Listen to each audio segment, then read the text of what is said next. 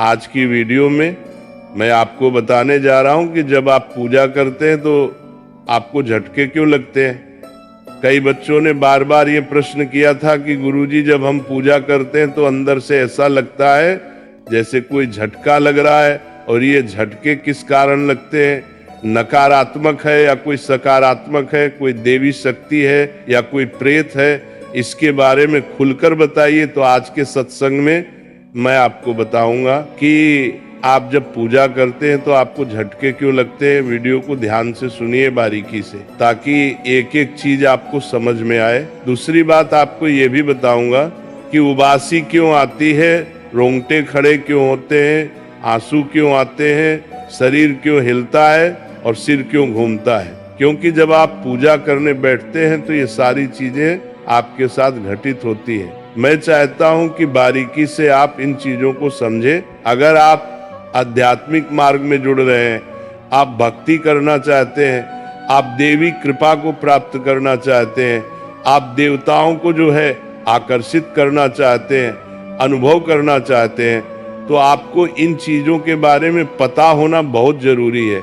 कई बार पॉजिटिव शक्ति के चक्कर में कोई नेगेटिव जो ऊर्जा है वह आपके पास आ जाती है और आपका बुरा होता है। घर परिवार में झगड़े लड़ाई झगड़े बढ़ जाते हैं, दिक्कत बढ़ जाती है। ठीक है, तो आपको ये पता होना चाहिए कि आपके पास जो शक्ति आई है वह कोई नेगेटिव शक्ति तो नहीं है या कोई ऐसी शक्ति तो नहीं है वो किसी प्रकार से आपको नुकसान पहुंचाने की कोशिश कर रही है। तो वीडियो को ध्यान से सुनिए। दूसरी बात कि आप एक काम करना बिल्कुल जरूर शुरू कीजिए। रोजाना छत के ऊपर एक जो मिट्टी का बर्तन होता है उसमें पानी रखना शुरू कीजिए, पशुओं के लिए, पक्षियों के लिए, ताकि वह लोग पानी पी सके। पक्षियों के लिए, क्योंकि ये जिम्मेदारी हमारी है, पानी डालना शुरू कीजिए ताकि पक्षी जो है वो अपने तृप्त हो सके, पेट भर सके। क्योंकि इससे देव शक्तियां आपसे प्रसन्न होती हैं, पितृ आपके प्रसन्न होते हैं और आपके कुल देवी और कुल देवता का वास सदा आपके ऊपर बना रहता है। और आपको ये जो कुल देवी और कुल देवता है वो फर्श अर्श तक पहुंचा देते हैं इस काम से। तो चलिए शुरू करते हैं। देखिए, जब आप शुरुआत में पूजा करते हैं तो धीरे धीरे आपके पूजा का जो स्रोत है वो इतना मजबूत नहीं होता है, और धीरे धीरे जब आप पूजा करते हैं तो ऊर्जा बननी शुरू होती है, ऊर्जा आनी शुरू होती है, आपके इष्ट तक ऊर्जा आती है। जिस तरीके से बारिश जब होती है तो बारिश की बूंदें आपके ऊपर गिरती है, और धीरे धीरे 1 2 बूंद 4 बूंद 5 बूंद गिरते गिरते गिरते आपको वो बूंदें पूरी तरीके से भिगो देती है। उसी तरीके से जब आप पूजा शुरू करते हैं तो जिस इष्ट की सेवा करते हैं, जिस इष्ट की पूजा करते हैं, उनकी ऊर्जा हो कि बारिश होनी शुरू हो जाती है। कभी 1 किरण, कभी 2 किरण, कभी 3 किरण। तो इस प्रकार से आपको ऊर्जा धीरे धीरे प्राप्त होती है और आपका शरीर उस ऊर्जा में भीगता चला जाता है, भीगता चला जाता है, आपकी आत्मा तक वो ऊर्जा पहुंच जाती है। इसी कारण से, इसी ऊर्जा के माध्यम से आपका जो ऊरा है वो तैयार होता है, और जिसका ऊरा जितना ज्यादा मजबूत होगा उतना ही वो तेजवान होगा, उतनी ही शक्तियां उसकी तरफ आकर्षित होंगे। कोई नेगेटिविटी उसके शरीर में फिर प्रवेश नहीं कर सकती है। तो जब पूजा करते हैं तो धीरे धीरे उस देव की ऊर्जा की बारिश होती है आपके ऊपर। तो एक ऐसा समय आता है जब वो ऊर्जा की धीरे धीरे बढ़ जाती है। काफी बढ़ जाने के बाद क्या होता है, आपको सबसे पहला जो आपको क्या होता है, सबसे पहला कारण होता है जो आपको उबासी आती है। उबासी आनी शुरू हो जाती है, बड़ी बड़ी उबासी आती है। आपको मंत्र जब करते हो, मंत्र के बीच बीच में उबासी आती है। छोटी उबासियां, बहुत बड़ी बड़ी उबासानी चल रही है, शुरू हो जाती है। 5 सेकंड 10 सेकंड की उबासी तक आपको आनी शुरू हो जाती है। वो ऊर्जा के कारण होता है, क्योंकि वो जो ऊर्जा है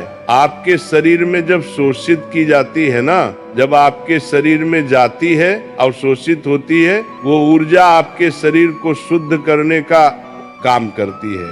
सबसे पहले वो आपके मूलाधार चक्र पर बैठती है और मूलाधार चक्र को शुद्ध करने का काम करती है। जिससे क्या होता है कि जैसे आपने जल देखा है, पानी को जब गर्म करते हैं तो ऊपर भाप निकलती है, तो भाप ऊपर की तरफ ही तो जाती है। ऐसे ही जब आपके मूलाधार चक्र पर ऊर्जा बैठती है और मूलाधार चक्र को जब वो जागृत करती है और मूलाधार को चक्र जब घूमना शुरू होता है तो उससे जो नेगेटिविटी यानी कि अपवित्र होकर निकलती है वो मुंह के जरिए बाहर निकल जाती है। दूसरी बात, रोंगटे खड़े होने आपके शुरू हो जाते हैं। जो रोंगटे हैं आपके वो खड़े होने शुरू हो जाते हैं। ये आपके इष्ट की कृपा का ही एक कारण होता है। कई बार आप जागरण में जाते हैं, किसी पूजा में जाते हैं, किसी मंदिर में जाते हैं, या फिर कभी आप भगवान की बात, अपने इष्ट की बात करते हैं, उनकी चालीसा या उनका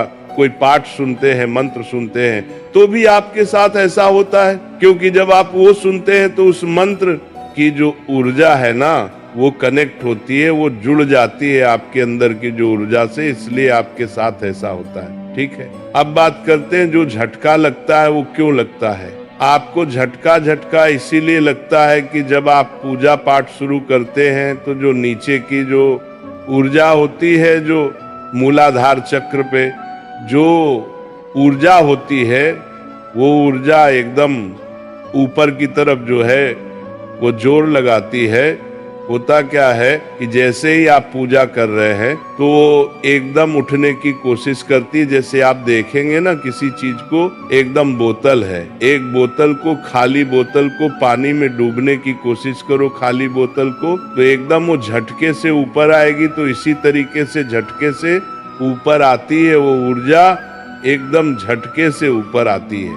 ठीक है, तो इसी कारण आपको झटके लगते हैं। मंत्र जप करते हैं तो आपको अजीब सा झटके महसूस होते हैं, इसी कारण होते हैं। साथ ही आपके ऊपर जब आपके इष्ट की कृपा होती है तो आंखों में आंसू आते हैं, आपके बहुत ज्यादा आंसू आते हैं, देख देख कर रोना आता है आपको। ठीक है, भाव इतना जग जाता है कि आप अपने आप को खो बैठते हैं, आप सिर्फ मंत्र मुग्ध हो जाते हैं, आप अपने इष्ट को ही देखना पसंद करते हैं और उन्हीं को देखते रहते हैं। तो ये सब पॉजिटिव ही साइन है, सकारात्मक ही साइन है, ये पूरा ठीक है। साथ ही शरीर आपका हिलना शुरू हो जाता है। कई लोगों का शरीर जो है वो आगे पीछे हिलता है, कई लोगों का शरीर गोल गोल हिलता है।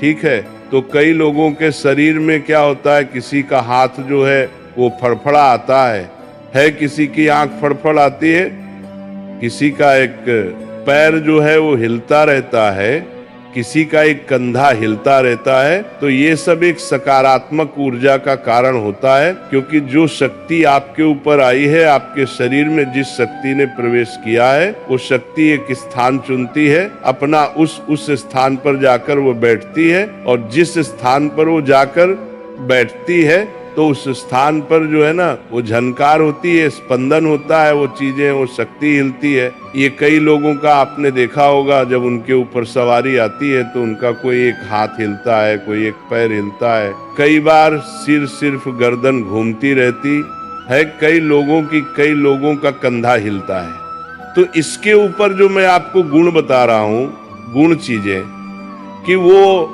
उसका कारण होता है कि जो शक्ति आपके शरीर में आ रही थी, जो प्रवेश कर रही है, वह अपने एक स्थान चुनती है और उस स्थान पर जाकर बैठ जाती है।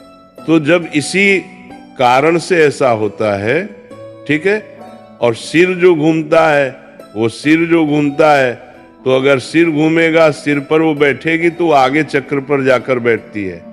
जो आगे चक्र पर बैठती है, तो आगे चक्र पर क्या होता है, आगे चक्र के बीच में जब बैठती है तो आपका सिर जो है वो बहुत तेजी से रोटेट होता है, गोल गोल घूमता है। तो ये सब कारण है, और ये सब सकारात्मक कारण है, कोई नकारात्मक कारण नहीं है। कई बच्चे ने प्रश्न किया कि गुरुजी, क्या जो सिर घूमता है या रोंगटे खड़े होते हैं कि ये नेगेटिव कारण है?